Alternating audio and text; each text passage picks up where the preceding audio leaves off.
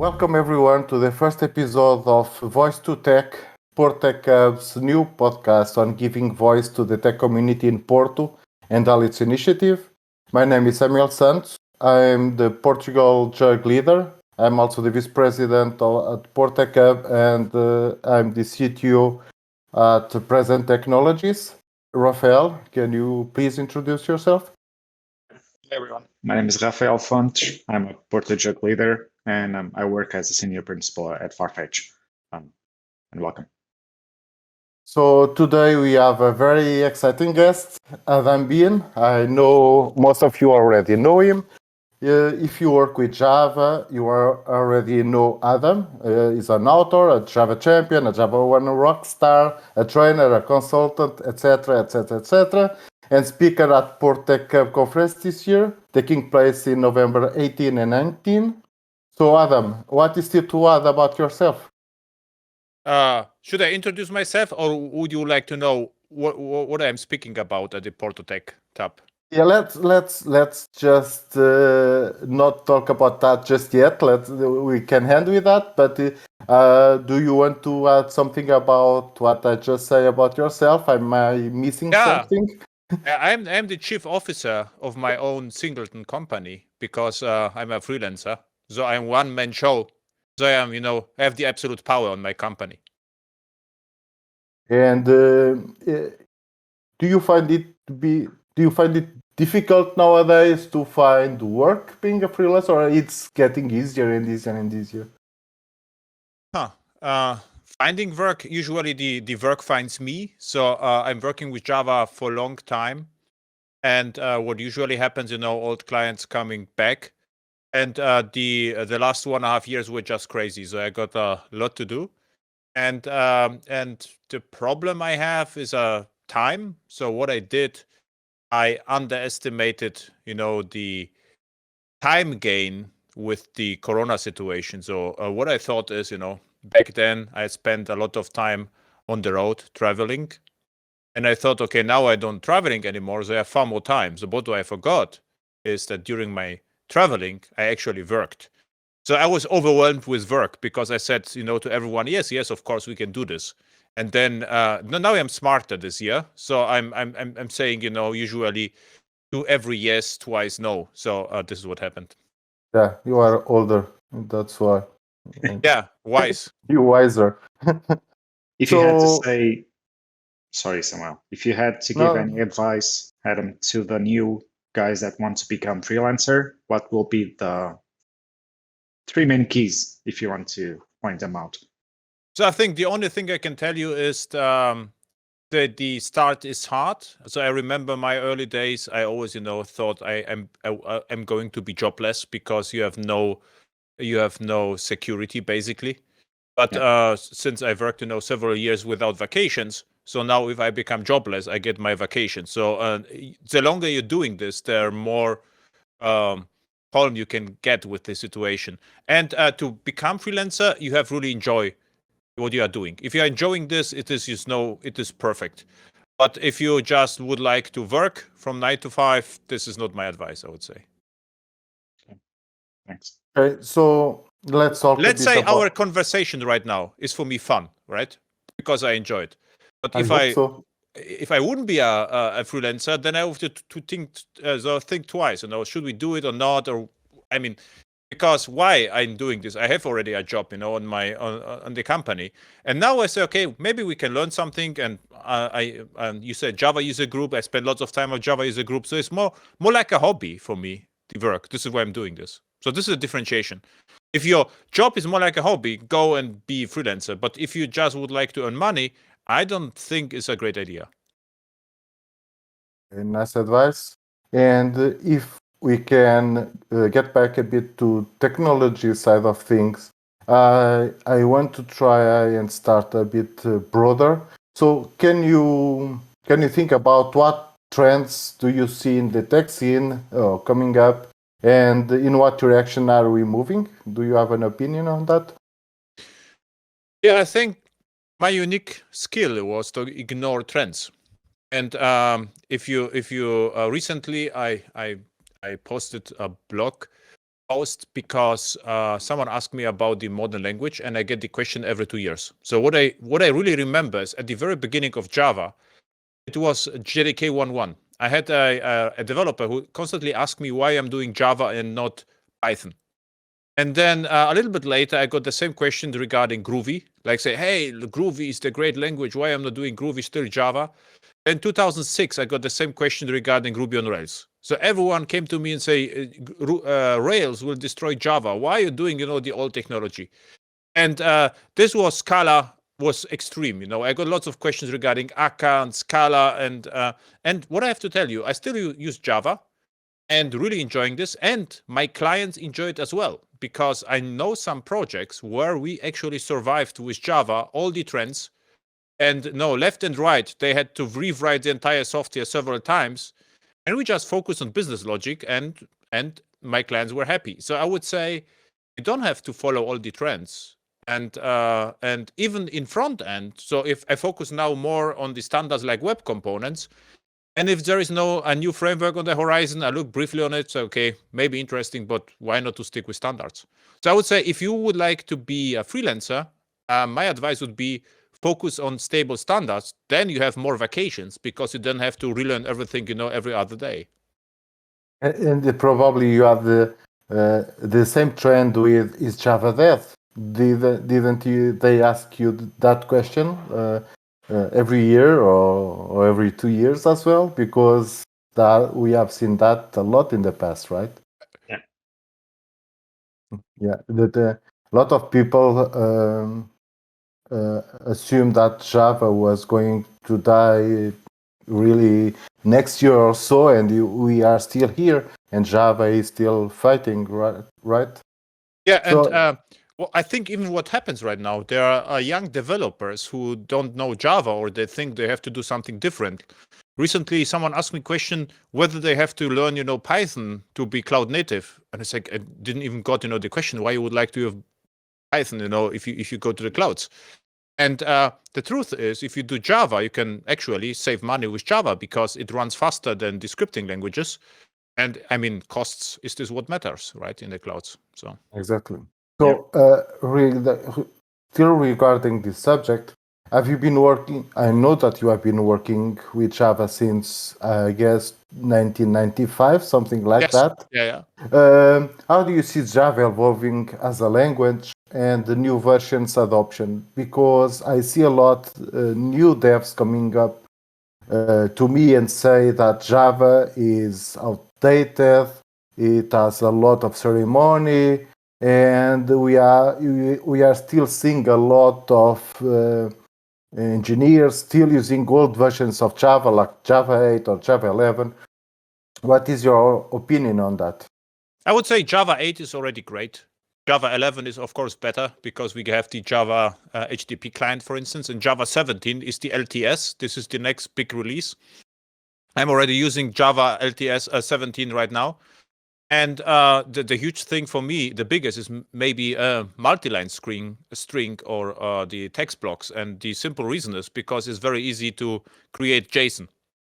For testing or just send JSON, you can just create JSON like in JavaScript, almost like a string, multi-line string. And the devs, I mean, the question is, so how I see it, let's say we go shopping, right? And we would like to have a car to go shopping. So now you can, buy a Ferrari, or you can buy, a Golf, a Golf and boring German car. So I would argue would be no performance difference if you go to shopping. Maybe even with the Golf, I'm going to be faster because I can, fit more to the trunk. And this is like Java and esoteric language. I would say with Java, there is a little bit ceremony, but I've never used Java standalone. So what I usually do, I use microprofile or Jakarta E. And then, for instance, in Java, you could have a Java object with public fields and send it over the wire back and forth. No methods, nothing. And with one JAX-RS resource, you are done. So you have a basic service which sends data back and forth. And if you inject an entity manager, 3 classes, and you have CRUD. So now I don't believe with other language, you are going to be faster than myself. So I would say, and if yes, then you will probably be faster, I don't know, 10%.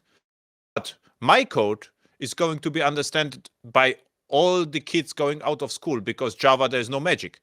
And if you pick an esoteric language, you are a unique snowflake. It's not always about a single developer. I would say Java is a great, how it's called, the common denominator, right? Because everyone knows Java.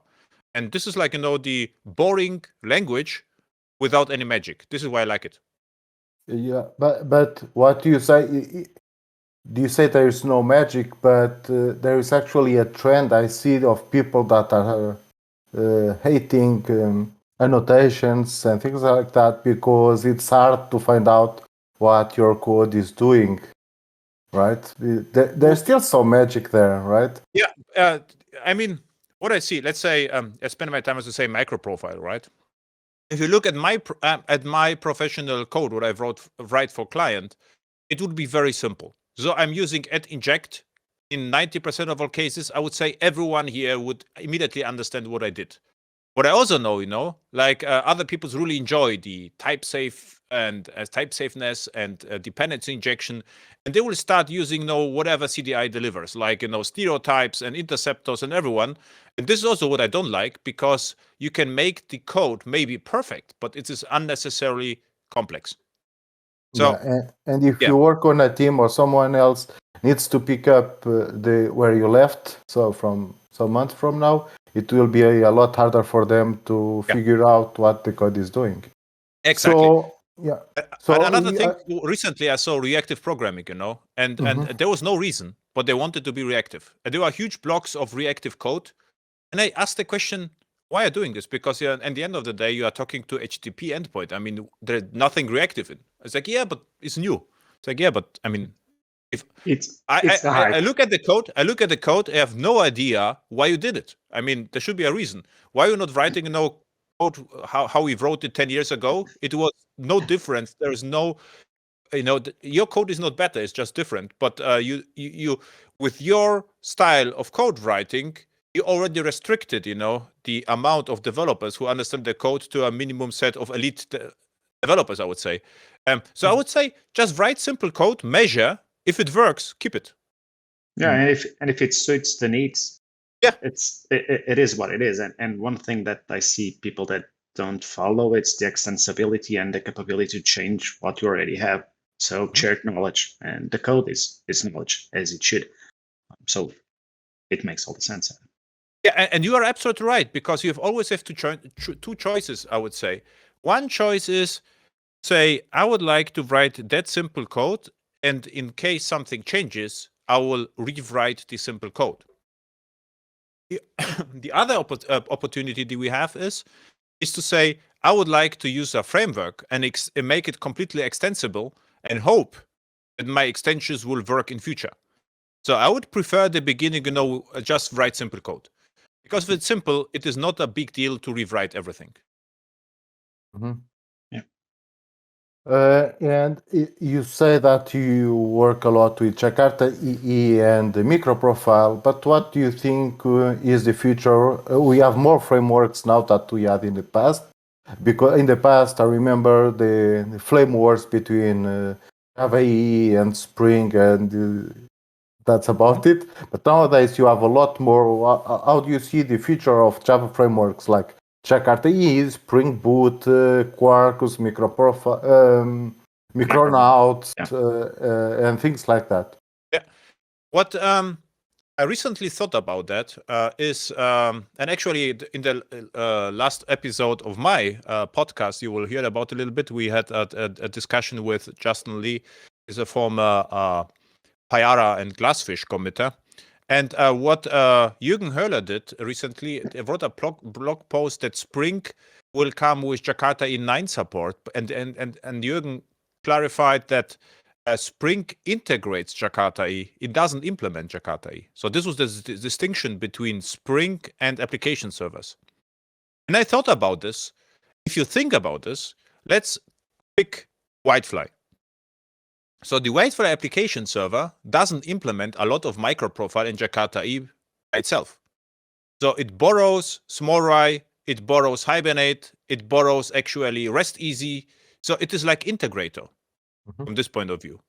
If you take a Payara very similar situation. So Payara picks, Jersey, it picks Eclipse Link, and OpenLib are the same. So I don't even see a huge difference between Spring Boot and application servers. Because, Spring argues they are integrating, but the application server is integrating as well. I think the only distinction is Tommy. It tries to implement more, but it's not like every application server implements everything from scratch. They are just integrating the components. And the only difference between Spring and application servers is that Spring pick, all these specs, are shipping with all these specs, and in Spring, you can pick and choose which spec do you like to have. I would say that's the only distinction between both. And now, what's the future? So what happened is, thankfully, there was the Quarkus on the horizon, and Quarkus is genius. Why? From my perspective, because you can use the old ancient, APIs on a runtime, which is probably the smallest runtime on Earth, except Micronaut. I would say Micronaut and Quarkus are the size is similar. And Java was told, to be small, to be big, bloated application servers and slow.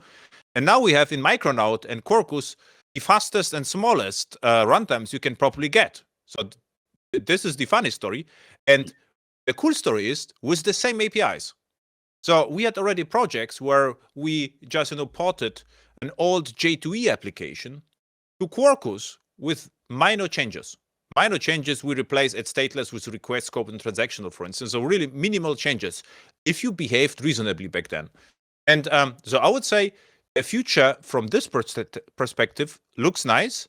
The question is, is this all about a little bit fashion and how the community sees that? Because it's a little bit boring. If you learned 20 years ago a spec and you can be still successful right now, not everyone likes that. Many developers would like to have on the, how is to call it on the resume, you will like to see, I'm this and this and this developer to distinct yourself from the crowd. But if you are pragmatic, this is golden times, I would say. And by the way, Helidon, right? There is a Helidon, also great runtime. And the cool story is that Helidon, together with Micronaut, both are from Oracle-sponsored project. And if they join forces, we could get with the mix of Helidon and Micronaut something like Quarkus, because Micronaut is very static, and Helidon ships with full microprofile support. So this is an interesting mix. Oh, goodness. And do you see that? Where do you see the market go? Do you see the market goes, or the engineering on the testing go with Quarkus and Micronaut, or are you seeing a trend to move towards more serverless things in Amazon with Lambdas or whatever? Yeah, what I see right now is first regarding Spring Boot and Quarkus. What I learned, this was new to me, that Spring Boot is actually not as small as it should be. So this is what I heard from developers. I have almost no experience with Spring Boot, so be careful what I'm saying here. But I got questions whether they should migrate from Spring Boot to Quarkus. So which is complete new movement, That, and they can because Quarkus supports most of the Spring API, right? You can use Spring annotations and everything. But this is a complete new trend. Yeah, that that someone that Spring Boot is considered as big. This is for me was always the idea that Spring Boot was created to be lightweight. Yeah. So this is what I always heard. Java application servers are bloated, and my answer was always, yeah, but they are fast enough for me. They start in 2-3 seconds, whitefly, whatever, and good for me. And just I stick with that. And then a few years later, I hear over and over again that Spring Boot is the startup is slow, and the RAM consumption is. It's like, okay, this is a new. Why? Because it was always said to be the lightweight framework. So I already got just give the framework enough time, and it will become as big as the one successful. Maybe if it's too successful and too many plugins or extensions, then the same can happen to Quarkus. But right now the trend is going to Quarkus. So regarding your serverless trends, what happens is that more and more enterprise companies are interested in public clouds. I see this trend, but the expectation is completely wrong. What they are thinking is what we did on premise was complicated, slow, and somehow, I don't know, not up to date. And if you go to the cloud, everything becomes simple, which is not true at all. So I would say if you go to the cloud, maybe it is going to be even more expensive and more complex at the beginning, right? So what also happens is the companies are running on-premise Kubernetes, which makes sense because with Kubernetes, for me, it's the only reasonable technology to run your own cloud is Kubernetes. But in public clouds, it's way too complicated, it's not as integrated, and it's way too expensive to run Kubernetes in public clouds. So, and public clouds, if you think about Kubernetes, I would say in public clouds, this is now my opinion, is Kubernetes legacy. Because it tries, to mimic your local environment in public cloud. So you ask serverless, so what is the future? I would say the future of public clouds is for sure serverless. Why? Because if I go from on-premise to public clouds, what I expect is a big improvement, right? And big improvement means I don't like to care about the infrastructure anymore. I will just focus on my business code. This is the big improvement. I don't like, to play with the servers, provision the servers, and so forth. So I don't know whether you did something with Kubernetes on, for instance, AWS. If you run your code on AKS on AWS, you will actually have to maintain right now your security credentials twice. So the first time in Kubernetes and the second time on AWS, because the Kubernetes is an external framework integrated after the fact with the AWS infrastructure. But if I pick something similar to Kubernetes, let's say Fargate, ECS, then it's everything way simpler and nicer integrated, and I don't have to pay the control plane costs. This is a simple example. And if I go towards Lambda with Java, it's even more interesting because I can do both. I can use Micronaut or Quarkus and run my old JAX-RS application as a Lambda synchronously, but the future is asynchronous. It's more like Kafka in the cloud. So it means, if you have an S3 bucket and someone uploads something to the S3 bucket, an event is emitted and I'm reacting with Lambda to the event. And then Java shines because you don't need any frameworks. You can write a simple Pojo and it will run faster than TypeScript, Python, or Node.js together, and you will save actively money. And I don't think it is widely understood that Java is actually so good in the cloud.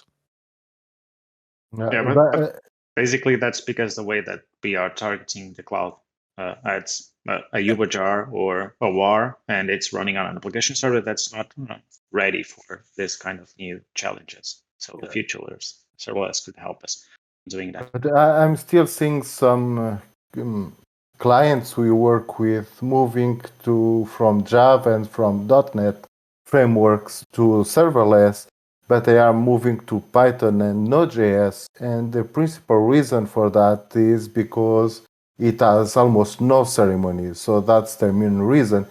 And another thing they say is that the promise of Lambda is that it will be inexpensive because you only pay for the resources you consume. So the idea behind Lambda is that it is sleeping there, and when it is it wakes up when it has work to do, and then you sleep again, and you just pay for that. But what we see most of the time actually is that it is 24 hours per day awake because it's always doing something. So in the end, that thing that they say it's inexpensive, actually you will pay a lot more for that. It will be a lot more expensive than if you just have your containers running on EC2 or something like that. Do you agree with that? Yeah, you can, but you can. This is a simple difference. You can use ECS Fargate. This is serverless, and you pay, for or Lambda, and you can switch back and forth. So this is not a huge difference, I would say, from programming perspective. This is just where you deploy things. And the 1 million invocations are free in Lambda, and per month. So what it actually means is, so if you have, small departmental application, it will be very cheap. And the heavy load, I would pick ECS Fargate, for instance, because you are paying then for CPU all the time, regardless. You're paying for the infrastructure, not per invocation. More like a business decision. But what you mentioned with Python and JavaScript is interesting. So if you think about this, why TypeScript was implemented by Microsoft. So they implemented TypeScript because they were not able to use JavaScript for large scale development. So they wanted to have, for Office and all the suite, they wanted to have something more capable. So it looks like Java TypeScript, I would say. It's just type safe and has classes. And this was the idea behind TypeScript. But TypeScript is still JavaScript. So if you run TypeScript all the time and Java all the time, Java is going to be faster because of JIT and hotspot still. So you will save money and runtime, right? So now, the following observation. If you are running Lambdas with JavaScript, Node.js, or Python, then, and I would do the same with Java, I can actually build larger Lambdas with Java than you with Python. Could write 20 classes in the Lambda easily without any downsides. It is maintainable. It is perfectly unit testable. I have full IDE support, but it is going to be harder and harder to write the same complexity with Python or JavaScript. So what it means is we can actually be more productive than these scripting developers because we can write more code more easily and fit it to one Lambda. One Lambda is going to be less expensive than two because I get 1 million invocations and 2 million invocations. So I would say this is what I also see. If you are pragmatic with Java, Java is absolutely cloud native and it really shines. And you can just pick, your basic developer skills. If you create a simple Lambda, you know what? I will do it on the Porto Tech Hub. I will change, the agenda a little bit if I'm allowed to, and extend it to this. So you see it, on stage then. So I will have, to ping the organizers. If you are the organizers, allow me to change a little bit the agenda. So, and it can be a POJO. A POJO means it is like you're not implementing anything from Amazon. It's just, a method, let's say, on event. And you get as parameter and map, and the map gets deserialized from JSON, and then you can access this, and this is the dirty part, like the facade, and anything else are just Java methods. And if you don't use any frameworks, any dependency injection, it will be like Java code from 1995. Very, very simple, right? And the last misconception about Java is, what about memory? What still is not widely understood, but it's obvious, it's the first sentence, I would say, or one of the first sentences on Lambda, that if you run something with 128 megs of RAM, you only get roughly 1/10 of the CPU. So if you increase memory, you get more CPU. So if you're doing something seriously in Lambdas, you will have probably run with 1.5 gigabyte of RAM, which is equivalent to one CPU. So then something happens behind the scenes. And this is usually, the breakpoint where you say, okay, this is now the cheapest configuration. But with 1.5 gigabyte of RAM, you can do a lot in a single method in Java. Yeah. And this is what we run in production is the cheapest, the cheapest configuration. And this runs so well that this is actually cheaper than GraalVM. Also widely misunderstood, because if you optimize it with Graal, it will start faster, which is not an issue because cold start happens maybe once a day. No one cares about that. But the subsequent invocations with GraalVM can be 10 to 15% slower than the JVM. Yeah. So with the plain Java virtual machine, maybe I would save 10 to 15% costs a month without any optimizations. And comparing to GraalVM, and a lot more comparing to Python or JavaScript. Yeah, I agree. And wait a second. Samuel is your name, right? Yes, that's right. Some access. Yeah, right. Exactly. You know why Python and JavaScript are so popular as Lambdas? Why? I saw this because what developers tend to do, they copy and paste the code to the AWS console, which is crazy. Imagine this programming, I saw, Java is not capable. It's like, why? Look at this. And they copy the Python code in the console. It's like, yes, but after, 5 copy and paste, no one knows what's going on in your application. So this could be interesting in your My Hello World Kitty or whatever, guest book or whatever you're implementing. But for serious applications, forget about that, right? Yes. So I would never get the idea to copy Java code, copy and paste somewhere, right? And this is why this is also in presentation. Look, we can just copy and paste, in the lambdas. Like, yeah, but if you have 30 lambdas, which copy and paste version have you already in production right now? So this is like crazy. Yeah, and there's also a trade-off. If you need to do some kind of debugging or fixing or troubleshooting what you have done, go to the web and copy paste the solution because that won't work and that don't fit.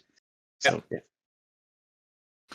now I want to switch a bit to the website of things, if you allow me, Adam. Sure. Because in recent years you have been publishing more and more web content on your blog. Is front-end development something that you are more interested in than before, or is because as a freelancer you are asked for doing some front-end as well? I'm asked, and the whole story is simple. So what happened was people asked me what to do in the front end, and back then there was an obvious explanation. Now you can use JSF or something similar. Java server faces. The problem, of course, of Java server faces, it does not suit everything. So, and there were more and more demands on single-page applications, and JSF is not suited to be. Never was. JSF, where JSF shines, are boring enterprise apps, a series of forms. This is where JSF shines, but not offline app, for instance. So another question is, what do you do with offline? And the obvious thing is, back in backends, we had already JAX-RS, REST, and JSON. What do in the front ends? And I was interested in the Polymer framework, but this was like an anti-framework, because what the idea of Polymer was similar to Java a little bit. The idea was, to disappear over time. And this is what appeals to me, not, to learn new stuff all the time, but to unlearn stuff. And it disappeared completely because web components became good enough and are available in all browsers. So for me, web components was a great choice. Actually, today, I also spent, some time with my clients to build actually a large system just with web components. And Java developers really like it, because if you don't need anything, actually, web components and lit HTML, and it looks like React. And this is, exactly my approach for the backend applied to the front end. So I'm interested, but it's not like the cool story is with web components and lit HTML, I only have to learn a little bit every year. There are no huge changes because it's a browser standard, which is a huge, huge advantage over learning a new framework every other day.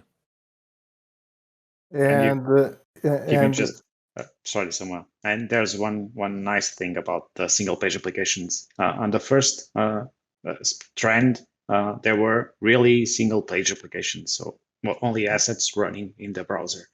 But now most of them have server-side rendering because there are another needs that they need. So web components and the server side will help us a lot. So totally agree with you, Adam. And for instance, today we had a session where developers implemented Office-like application, and they and the management said, okay, it should be supported in the next years. And what they did, everything was shipped as one app, and they implemented their own router, which was not a big deal. So okay, nice, show me your router, and say, okay, what you can improve is like, what about you have your own router? What you can do right now is, to download every part of the Office application remotely, just with changing, the import. Instead of importing locally, you can import HTTP. And that now we have micro frontend. Say, hey, cool.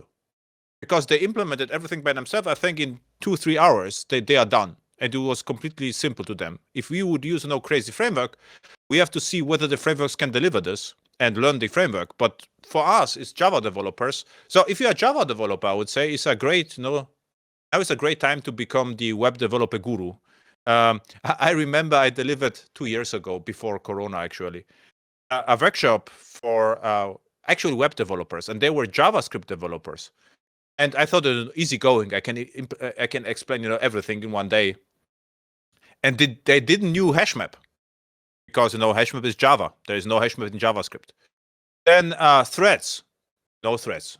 And then I thought, okay, then it's mission impossible. I spent 2 hours to explain what a thread is, then 1 hour what a hash map is, and then the workshop was almost over, and we didn't learn anything. So for Java developers, for instance, if I tell you what is a service worker, right? Service worker is the most trivial you can probably get. This is a thread with hash map, which is persistent. If you know this, you can build offline apps. So this is enough. You say, okay, there's a background thread which intercepts the traffic, and if you like, you can store with simple if and else everything in a hash map, and the hash map is persistent. Done. It's explained. Nothing else to tell, right? I tried that. It was mission impossible. So what I learned is it is really easy to explain web components to Java developers, and absolutely hard to explain the new web front-end stuff to jQuery, let's say, developers. For them, they don't know classes, for instance. Web components are classes. I don't have to explain Java developers what are classes, right? So methods, static, everything. I mean, this is like Java, now the modern JavaScript, right? So I would say if you are interested, it's a great time to become web guru, and you don't have to learn any frameworks. This is the cool story. Yeah. I want to touch a bit on web frameworks. We talked a bit about it in the talk you gave at GenNation in June this year. And you are doing everything by yourself. You don't use any mainstream web framework. You just have a single class that does what you think it's important. Do you want to elaborate a bit on that and why you don't use mainstream web frameworks? Right now, I'm performing a code review, and they build a front end with Angular. And I forgot to look it up how long the application was not updated. I think 3 or 6 months. And now they already have 188 critical issues because it was not updated. So if you React is okay, I would say. React is okay. The problem I see is in one point of time. And Vue.js is growing a lot in Germany as well, no?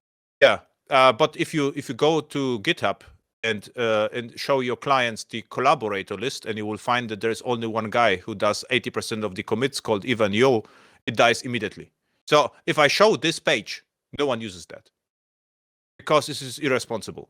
Let's say if one of you would create a framework, which is great, right? Who would like to be depending on one person? So in Germany, this is the problem. React is reasonable. A huge, following. This is a completely different story. React. The problem with React is what I see is I'm just waiting until Facebook says now the web evolved that much that we don't need React anymore. Can happen. Because they are maintaining React because they get something out of this. But in one point of time, I'm just waiting. They should say, could say, now web components are good enough and we don't need React. Could happen, right? And the same could happen with Angular. And call me crazy, but already happened with Google Web Toolkit. We had the same, conversation with Google Web Toolkit a few years ago, and I never liked that. And so, yeah, but this is great, and this is foundation. And now no one speaks about GWT, right? GWT is dead, I would say. Yes.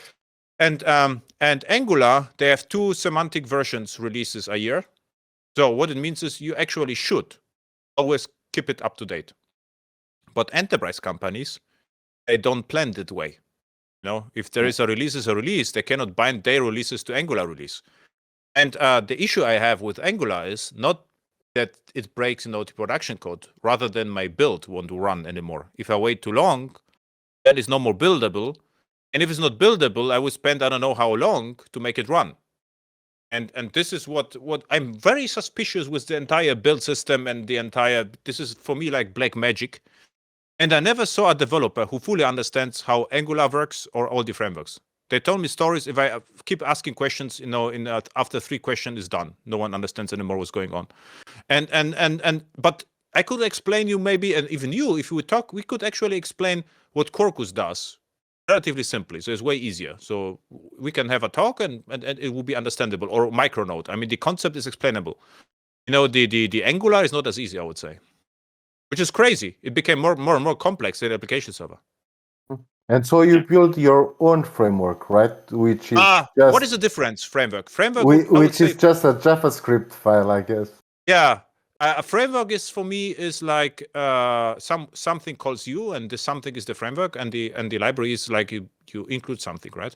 And what I'm creating in all projects is an abstract JavaScript class, which usually is 40 lines of code. This is my framework. And what the JavaScript file does is it subscribes to Redux. And on every change of the Redux, it calls a method called view. And why 40 lines of code? Because lots of logging, nice logging. This is why I need this class. And the idea is simple. On every change in Redux store, a method view is called, which re-renders the entire component. But because we have lit HTML, we get DOM diffig, so only this is re-rendered, which actually changed. But you don't have virtual DOM. No, I don't. This is the nice story. I don't have virtual DOM, which is nice because we don't need so much memory, right? So we have everything is in one flat thing. Yeah, I don't have virtual DOM, but I could call it Adam DOM or whatever, right? So if you need a name. Now I want to end up where we start. I want to talk a bit your session on Portability conference this year. It will be about infrastructure as code in the cloud. And you already said that you'll be changing it a bit. What can you tell us about its content? Yeah. What happened? So the next thing is large companies would like to go to cloud, right? AWS or Azure.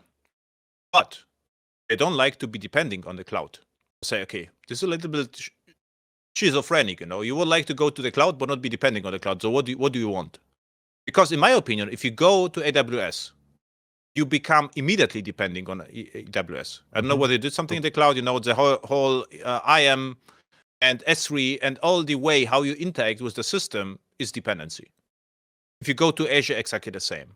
So, and I don't know whether you or the audience already shipped something to the cloud. Usually, the YAML configuration or whatever, or Terraform configuration is way longer than a simple Java project, right?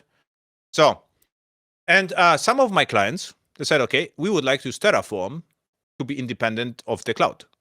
I'll say, but Terraform for Azure looks completely different than Terraform on AWS. And if you use Terraform, the open source version, right, then the team cannot collaborate because the state is on one machine. So if I will do something with Terraform and I ship to the cloud, the state is on my folder. If you try to do something the same, it won't work. It's exactly like two application servers overriding the same database table is exactly the same problem. So, and I thought, okay, what would be the standard, right? And in AWS, it ships with CloudFormation. So the nice story with CloudFormation is it already saves the state management. It is if you start CloudFormation, it already has an S3 bucket, and this is already solved. So you can already communicate with the it works already. Yeah, but CloudFormation is JSON and YAML, and is not really nice. And what also came out is CDK, Cloud Development Kit, and the CDK is available for Java. And now the cool story is you can actually use Java. This is what I plan to do the entire session. And create the entire infrastructure with pure Java and Maven. So if you run it, it will compile the VPCs and Lambdas and S3 and Fargates, whatever you will ask me during the session, to CloudFormation code and ship it. And this is the, supported AWS version. This is the nice part. Now, what people also try to do with Terraform is create reusable cloud assemblies or cloud components. Because if you are in the cloud, if you have a Fargate cluster, usually you need it multiple times. So what you need is like, this is my IP address from the company, this is the VPC entry point, this is my Fargate, and this is my task. So this happens over and over again. Now, the cool story with CDK is what you can do with simple Java means you can create a construct, a Maven project, encapsulate whatever you did, expose it a view setters or build a pattern. We can do everything, right, as Java developers, and then push it to Nexus. And you can create shareable code, which is not as easy with Terraform. You will need a Terraform enterprise, or you will have to store Terraform in Git. You have to do something with it. But we solved the problem for ages, right? And the missing link is this why I probably would like to, to enhance the agenda a little bit. Is what you can do right now is you can ship the infrastructure as code plus the code, both as Java projects together. and then run, on Jenkins, let's say Jenkins node, let's say code pipeline, you could run the CDK first. So it will provision the entire infrastructure and then ship, and then run your code. So this is what we can do actually. So if the audience would like to have, we extend the agenda a little bit, and then and then I can show you this as well. Like for instance, it's trivial to deploy AWS Lambda, Java Lambda with CDK. Way easier than SAM and all the stuff. So I'm not using this with all the SAMs and all the stuff. So I'm using plain CDK. And this is back to the roots. You know what's going on. You look at the code. CloudFormation is perfectly documented at AWS. So if something doesn't work, I pick the code, go to CloudFormation documentation, say what I forgot, come back and go ahead, right? Mm-hmm. So you don't believe in Terraform or any other technology that says that you can use the same file in any cloud, in this Google, doesn't work. This doesn't work. I don't believe this is fact. It doesn't work because what Terraform is more like, let's say, a terminal, but the commands are different on Windows, on Linux. This is like what Terraform. So if you look at the resources in Terraform on AWS and on AWS, for instance, we have ECS Fargate, and on Azure would be Azure Container Instances, and they have complete different attributes, and the Terraform resource looks complete differently. So I would say there's impossible to create. Yeah, it is impossible to create one Terraform file, which somehow is portable across clouds. Mm-hmm. But I like Terraform. On Azure, I would use Terraform. On AWS, I would use CloudFormation. So that's all, right? Okay. And if you use Google Cloud, you will use another thing. Yeah. Yeah, exactly. Yeah. And this is not a bad thing. It's not like you have to to learn one thing. Google Cloud, they are different. I forget what's the name in Google Cloud. They have something similar. So I would use something different. But my idea was always, if I'm using Java, right? So back then was Sun. So I look what Sun is doing, and I try to use whatever Sun did, because I mean, if back then there was no open source Java, if they decided to do this, I wanted to be immediately on the train. Right. Mm-hmm. The same is with Java and microprofile. I was like, hey, if microprofile is good enough, I'm fine. And the same is in AWS. If AWS something supports, and as you probably know, AWS never deactivated something. Whatever they did 20 years ago is still online. So I'm saying, fine, why I go to the risk? I just use whatever AWS gives me and use it fully. I mean, this is why we go to the cloud. Having said that, I'm not pro-cloud. I'm still, in the opinion, if you can run your workload on-premise, it's going to be cheaper. But if you're going to cloud, I would really like, to use the cloud features to get at least business advantage. Because if you go to the cloud and use exactly the same Kubernetes as on-premise, don't get it completely, because you pay more without any benefit. Would you agree with because we have teams that complain about that the effort that it takes you to build the infrastructure for a project can in some cases be higher than the time you spend actually implementing the project itself? Yes, absolutely. Yeah. So on premise, I would say with microprofile in Java EE, we were hyper productive, and we still are. Even if you look at Kubernetes, I reviewed that code with Kubernetes. The entire Helm charts, they were just crazy. I'm saying, okay, why we need the entire thing?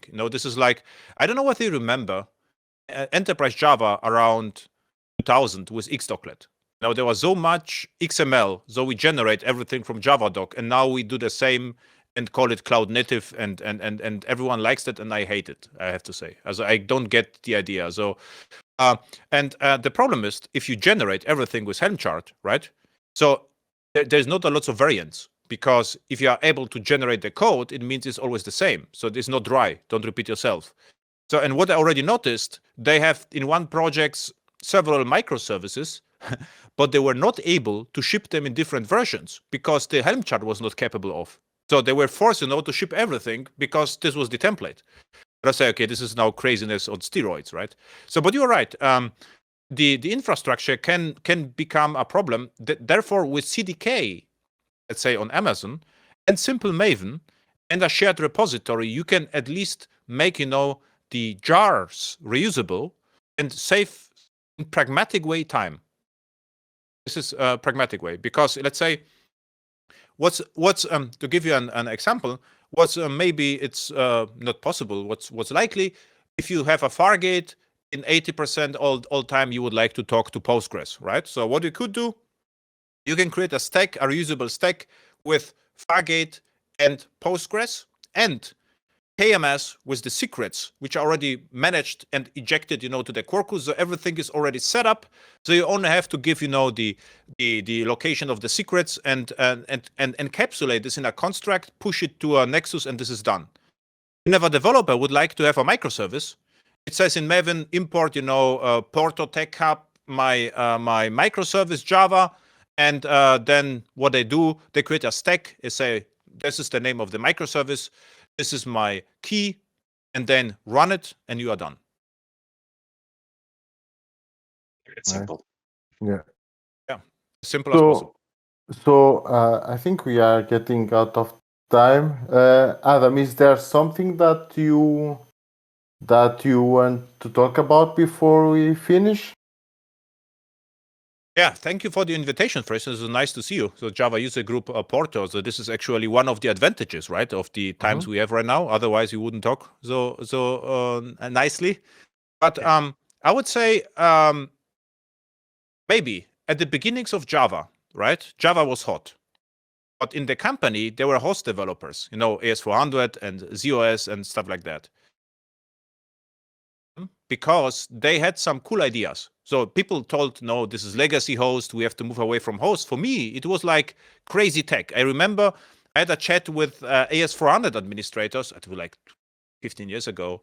And they told me, no, the great story of this AS400 is, everything is in the same memory space, the database and the application. And I thought about that. So it's actually great because you don't have any problems with transactions, two-phase commit, everything works out of the box, right? Mm-hmm. And maybe, the secret weapon right now, cloud native, is to remember Java. Because Java is huge. So it is very fast. This is very active. And you can save money. And this is what actually counts in the cloud. No one cares. And maybe what's also changed. Oh, this could be also a nice topic. I think the only thing which will matter in the cloud are costs. I already submitted somewhere a topic, cost-driven development. And I give you an example. I was on a startup, and they had to go to the cloud for a reason. And we had one Whitefly microservice, and after in the cloud there were 5 for a very good reason. But if you have 5 microservices, they cost more than one. And there was like difference between, 100 euro a month to 500 euro a month, which is not a lot of money, but this was a multi-tenant system. So it was supposed, to be shipped to multiple clients. The first question manager asked me, is it not possible to merge it back to a monolith? And I see it a lot, the all crazy things we did with OSGI, hundreds of microservices, it becomes immediately visible in the cloud on the monthly bill. Because 50 processes are always more expensive than one. Mm-hmm. So what will happen is, I think now it's time to write simple code. And now we can actually, the first time, in the history of Java, we can present to our management and say, look, we are saving your money, right? And if we write it with Python or Node.js, whatever, it is going to be more expensive. And in the recent project, they did lots of TypeScript on as lambdas, and they told me, we know that this is more expensive, but our developers are Angular developers and they don't understand Java. So this is the trade-off. But if we get Java developers, we will rewrite to Java and save monthly 15%. And monthly 15% is lots of money. It's a large project, right? Do you know what that? Back to the roots, right? Do you know what that remembers me? Mm-hmm. You remember some years ago, like Stack Overflow, they had something that quite similar, because the first implementation, I guess it was in Ruby on Rails, or something like that, and they had like 200 servers to be able to handle all these users. And then they switch wrongly, obviously, to .NET.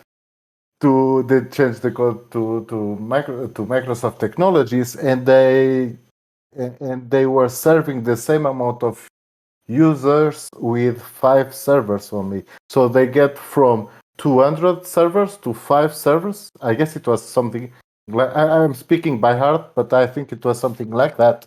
So it remembered me those days, actually. Yeah, and Twitter was the same. I give you now in the chat a link to my blog post. And what happened was Twitter started with Rails, and then they are on JVM. But what's funny is you have to look at the comments. There was someone said, I'm the master of confusion, whatever. How I can tell it because Rails is great, and now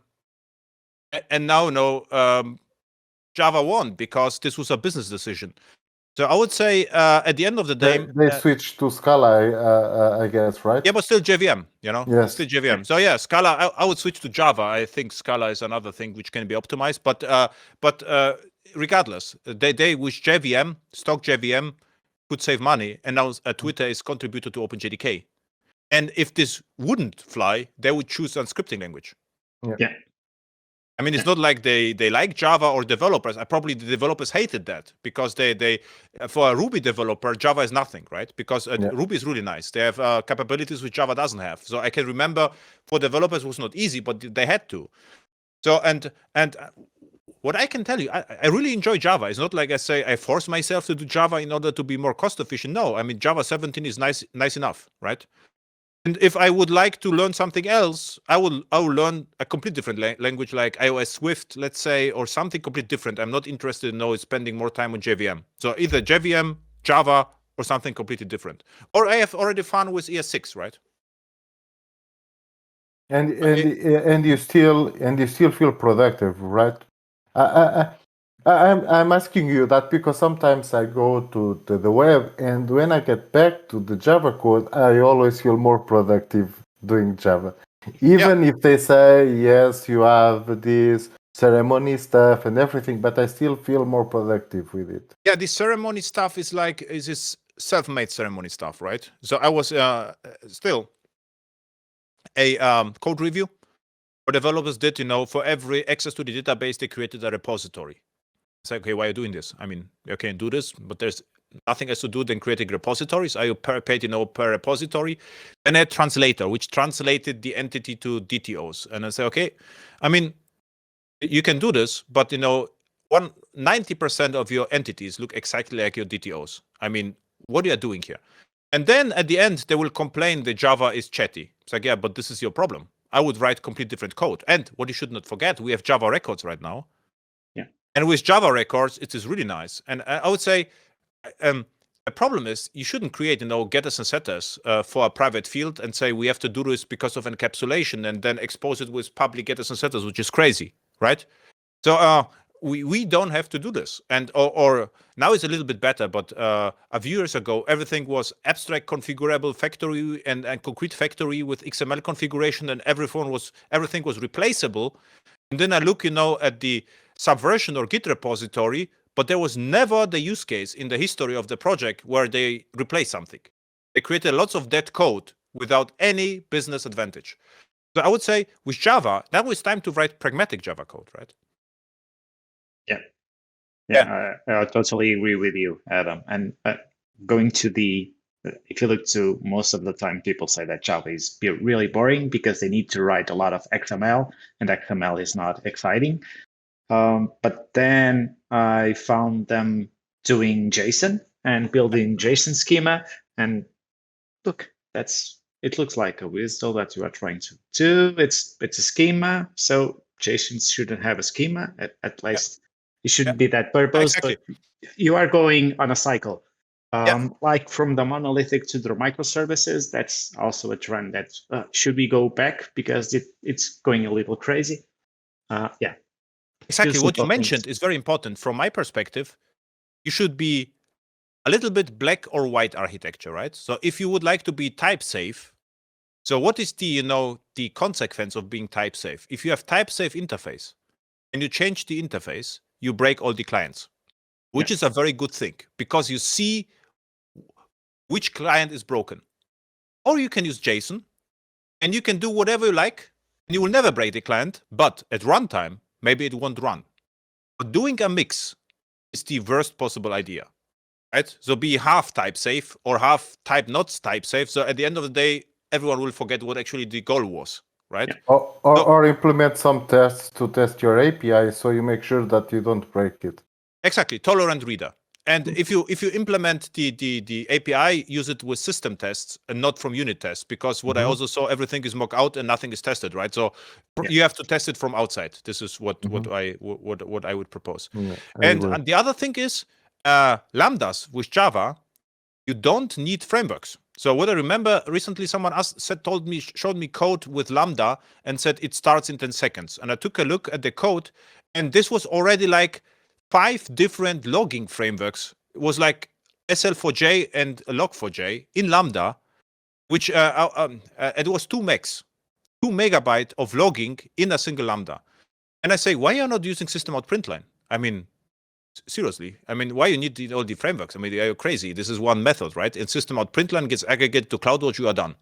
Yeah. And my Lambda was 3K and his was 2 megs. And I say, yeah, but why is Java so sensitive? We have just 3 libraries and it takes 10 seconds to load. So I got to take a look at Log4j implementation. Maybe there's a coffee machine inside. I mean, there's everything, right? So it's like crazy. And by the way, I'm lucky because all the years I always preached no dependencies, focus on application servers. And now on Lambdas and asynchronous Lambdas, I can even tell you we don't need anything. We just focus on Java SE Corretto 11, and I'm waiting until Java 17 is around. And I already had a chat, even with AWS people, and I show them the code and say, interesting, we didn't know that this actually works that well, right? And what you should also know, AWS SDK 2, you can compile with GraalVM. So all the AWS APIs are compilable with GraalVM. So this is actually cutting edge. Nice. Yeah. So I think the discussion is going very interesting, but we are running out of time. So I think we should leave it here. And then if our viewers want to know more about Java and some of the stuff we are been talking about, they can register for Porto conference coming in November. So it's like a month from now.